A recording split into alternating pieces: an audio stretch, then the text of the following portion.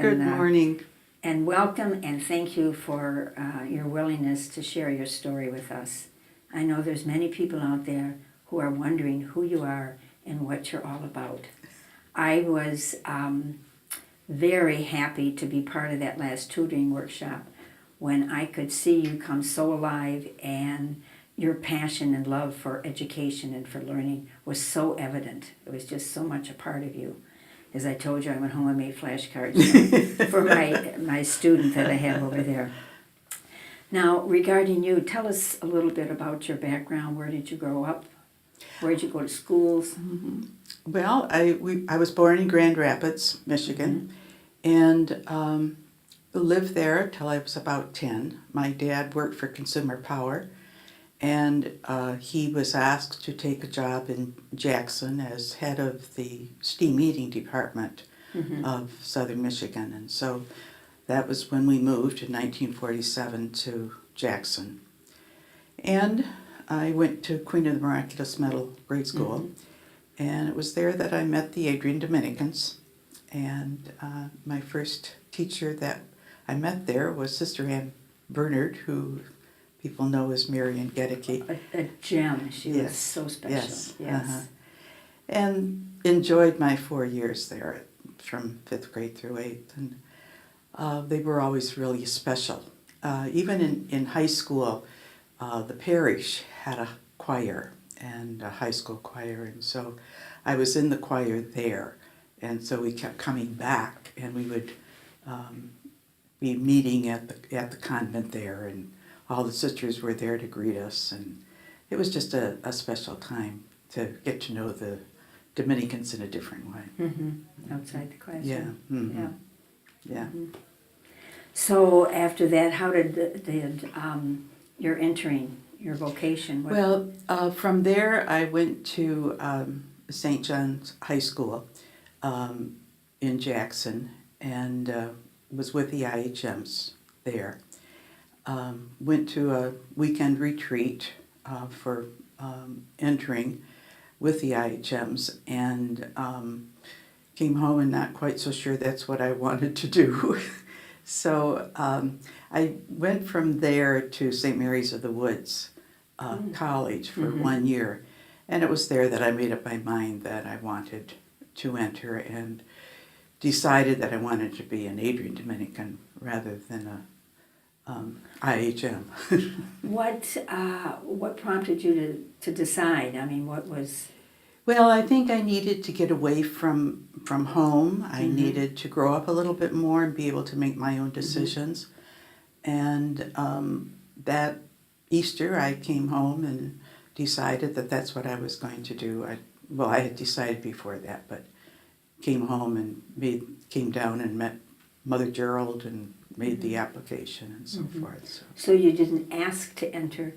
You said the decision was made and I am entering. Well, I didn't say anything to my mother and dad. I just went down, and I had contacted Sister Jeremiah, who was Mary Louise Hall. Oh, yes. And just told her who I was. And the next day I was here in Adrian visiting with Mother Gerald. So, and then I entered in June. That was in April, so then I entered in June. So she was your sponsor, so to speak. Yes. What a great sponsor. Yeah, yes. Great woman.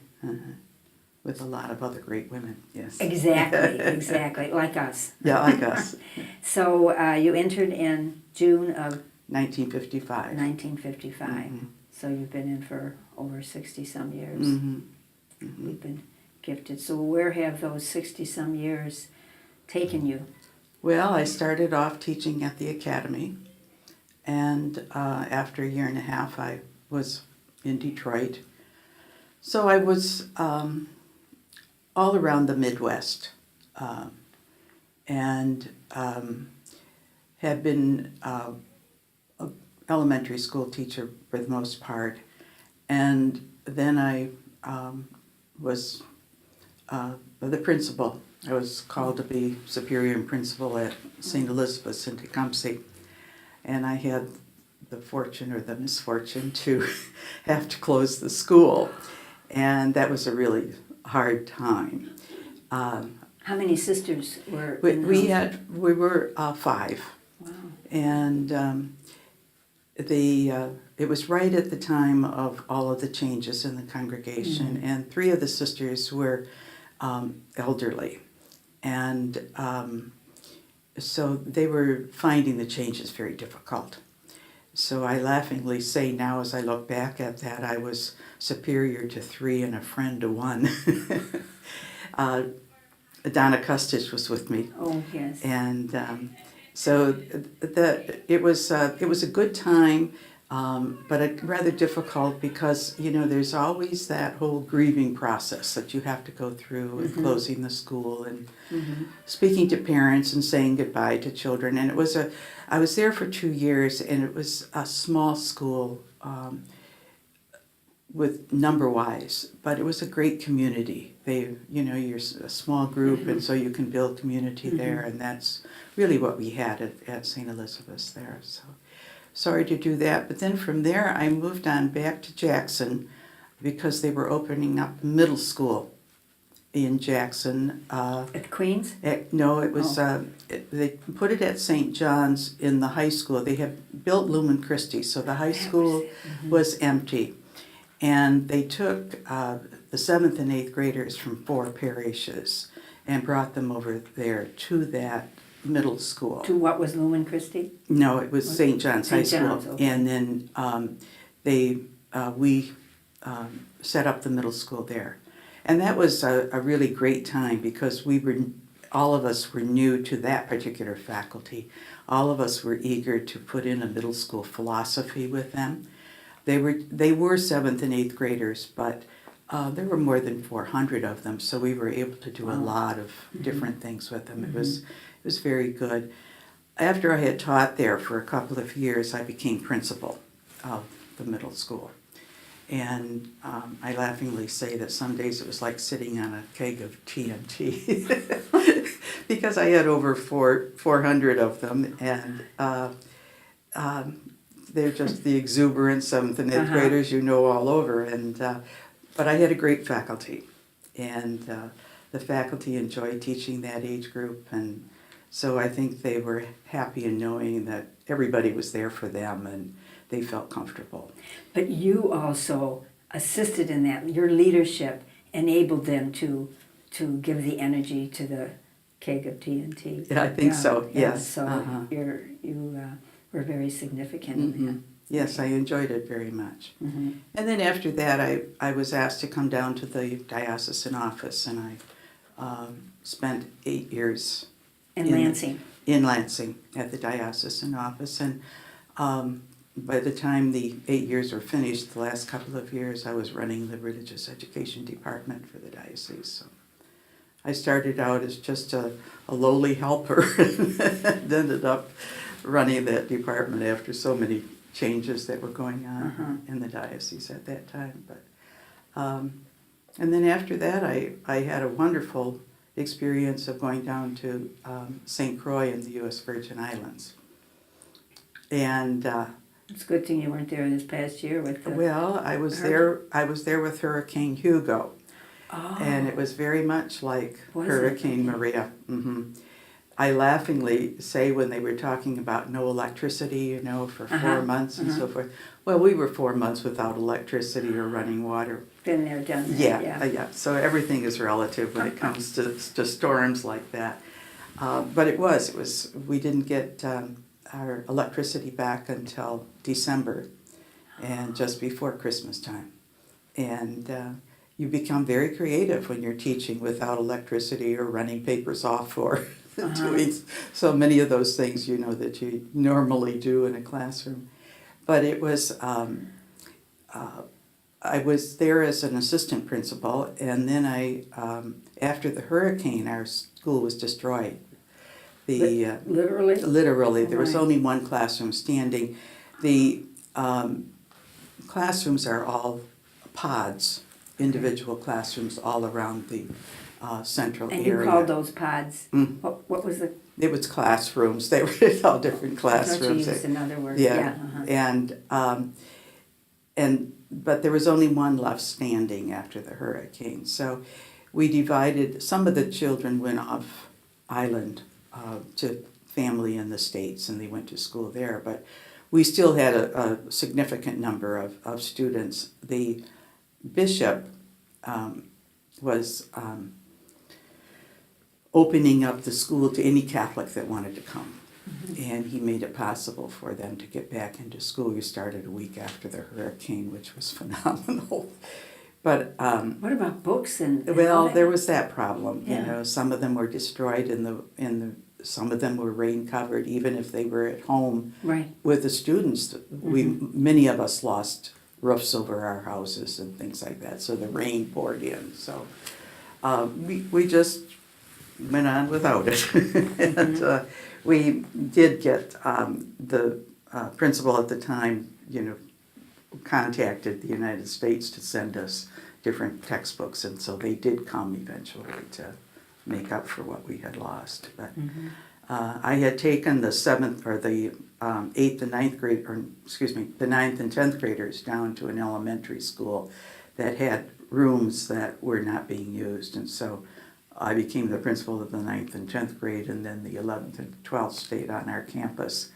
And that they had a harder time than we did. We at least had classrooms, but there they had to make use of the parish garage and the parish front porch and different creativity all around or under a tree. So it was hard going, but everybody was in the same predicament, so it didn't.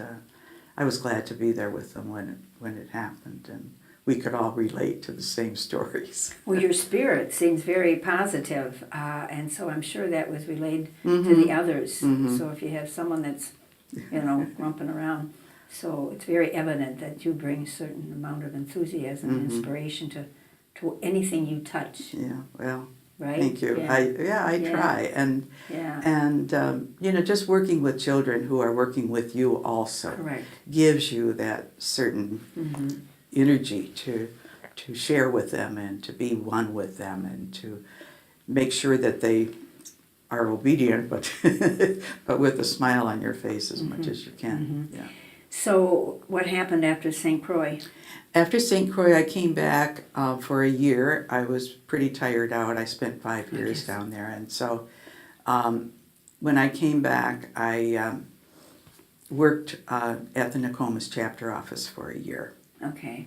And then I spent a year doing religious education work in Lansing, and then Mary Hammond had already opened up the Siena Literacy Center. And so she asked me to come down and to work with her at the Siena Literacy Center, where I spent 2 years where we were getting it off the ground. Because it was so difficult to finance the literacy centers, I became an AmeriCorps worker. And you can That's where your salary is taken care of, or you pay through the government. through the government. Yeah. And I was there only 2 years because AmeriCorps workers can only be subsidized for 2 years. And so I decided to go back into parish work so that Mary could hire somebody else and put them in the AmeriCorps area so that they could be subsidized. So after that, I went back to Lansing, and I worked at the cathedral in Lansing in adult formation, and I was there for 8 years. Oh. So With Joan Mearshart? Oh, that's right. You two lived together. We lived together. Right. Yeah. And it was a really nice ministry, because working with adults is so different than working with children. You tell, let's begin, and they begin. So it was just an enjoyable time for me to be at the cathedral and to be a part of that parish and working with the adults there and doing our CIA work. And I worked with young adults especially in the engaged couples and nice. Doing things like that. So it was a really great experience. That's an experience, working with engaged couples. I did that for a couple of years. Yes. Who has been a mentor of yours along the journey that you've had? Well, I had a high school teacher that in my junior year that became a good friend of mine, an IHM. And she had us for religion class when I was a junior in high school, and I was always amazed at her because we were studying scripture. And she could quote scripture beautifully and just weave it into the class. So grateful in a special way. So when I was sitting in the classroom, I thought one day that I'm going to be able to do that for myself, to be able to do that. So she was really a great inspiration for me. I think the other one that I would have to say that's been the inspiration to me is our crowd. Yes. We're St. Dominic's crowd, and a very close-knit group, and we always have been. And always, if you were down, somebody was there to bring you up. You know, it was always that we were learning together, that we were walking together into this new life, and it was a happy group. And I think that I'd have to say that they've been my inspiration, because we've even through the years have been very, very close. Very special to me. Yeah, you're ahead of me. Relative to, education with your religious ed and the adult faith formation, did you get any special training? Well, I was very fortunate. The two things that stand out for education for me were the fact of the summer program in theology that we had in the 70s here. I think I was attending class almost every summer here, going through that theology program, and they had brought in such good teachers, such good theologians, that we were really getting filled up with a Vatican II concept of church, and I found that very special. In 2004, I took a 3-month sabbatical, and I went to Hawkstone Hall in England. It's about the mid part of England. I was there for 3 months. How did you find that about that place? I saw it advertised in the NCR. Got it. And also in the America magazine, and they displayed the kind of program that they were having, and it just fit me. It was like looking for understanding yourself to pray better. And so I applied for that and went. And it was just great because it's a renewal course for missioners is really how it was identified. And we had people from all over. We had people from South Africa, we had people from the Congo, Australia, Canada, Ireland, Germany, all over, so that we were meeting all different kinds of people and learning about church in those different places. So it was really an inspiration. And one of the speakers was Dennis McBride, a Redemptorist, who gave us our scripture courses. And he's from Scotland, but he was also a great storyteller. So it was just a phenomenal time for me to get away, to spend time in prayer. The other thing that I enjoy is I like to travel and see new places. And when I was in the diocesan office, I was able to do that when we would have meetings in different parts of the country.